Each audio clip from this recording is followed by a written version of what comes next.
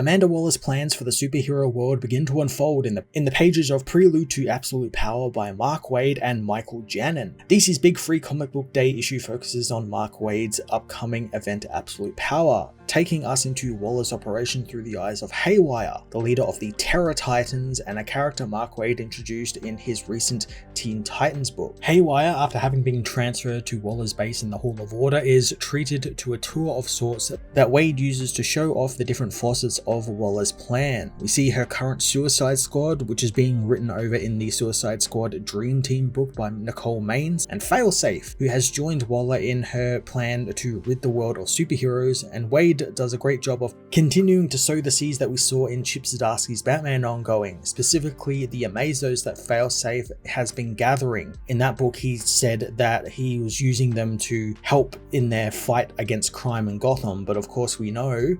by what we have seen about Absolute Power that Waller ends up taking control of them, or he gives them to Waller, and they use them as a sort of their own version of the Amazo Justice League, if you will. We also learn that Waller has been taking over different prisons across the world. She now owns pretty much every single meta-villain prison in the world, and she is ferrying these villains, these meta-villains, to her facilities so they can be tested on. And we see some of these tests here as Haywire is put through a scanner which makes a copy of his cellular structure, basically copying his powers more or less, or like copying his cellular structure so they can then make the powers later on at some point. And then he is put in a test cell with a drone and told to blast it with his electrical powers, and doing so causes him to be violently killed as the drone feeds his powers back onto him, something Waller has been having troubles with, as Haywire isn't the first villain she has killed with these tests, and it's all to find a way to take the powers and copy them, since we know she can't actually do that, and it's why she was trying to get a hold of Professor Ivo, but Peacemaker and Peace Wrecker hadn't found Professor Ivo yet, and this was something that was mentioned in the recent House of Brainiac special. Mark Waid is playing with a lot of pieces from all across the DC books right now, and he does a great job of weaving them all together into something coherent and making them all matter to each other in some way. After Waller's failed tests, she turns to Dreamer, who is now effectively being kept hostage after the events of the last Dream Team issue, where she kind of went rogue and doesn't want to lead the team anymore because Waller is just going to betray her either way. Waller needs Dreamer to look into the future to see if her plans will indeed work, and Dreamer pretends she can't see into the future. However, she can, and we get a glimpse of it, and we see all of the heroes imprisoned by Waller and her Amazos, meaning Waller's plan does indeed work, and in the final page, it's implied because of Brainiac, or at least something Brainiac might have on his ship, since we learn that Brainiac has touched down in Metropolis, getting ready for the events of House of Brainiac. I love when you can place stories in a continuity with other stories and see this sort of through line, and you can totally see where it is going in this issue, since we have this issue which then leads into House of Brainiac Part 1, and then the Waller story in the House of Brainiac special from this week, which was another really big issue in terms of stuff for Absolute Power as well, since we learn who the Council of Light really are and how Waller is being forced to work with Brainiac. There's a line to follow there, and it's real important when it comes to these type of events that everything kind of tracks or has a place, and you can kind of tell the geography of everything, and it doesn't feel wildly out of place. And so far across all of these books, they've been doing a good job of sort of setting up when everything happens and sort of leading into one thing after another. For a free comic book day issue, Prelude to Absolute Power is almost required reading. It gives a nice look into Waller's operation and her plans through the eyes of a newer character in Haywire,